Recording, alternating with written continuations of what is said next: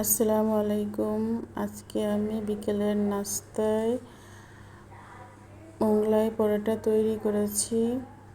এই পরোটাটা তৈরি করতে লেগেছে আমার পেঁয়াজ, মরিচ, ধনেপাতা কুচি করে একটি ডিম ভেঙে মাখিয়ে নিয়েছি।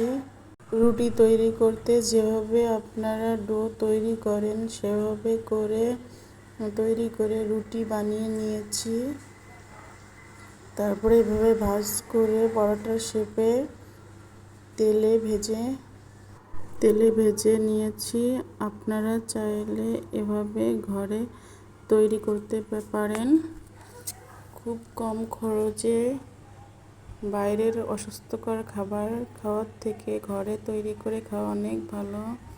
ভিতরেরটা কি সুন্দর হয়েছে দেখেন, বাইরের হোটেলের মতো। ফাতেমা তো খুব মজা করে খাচ্ছে।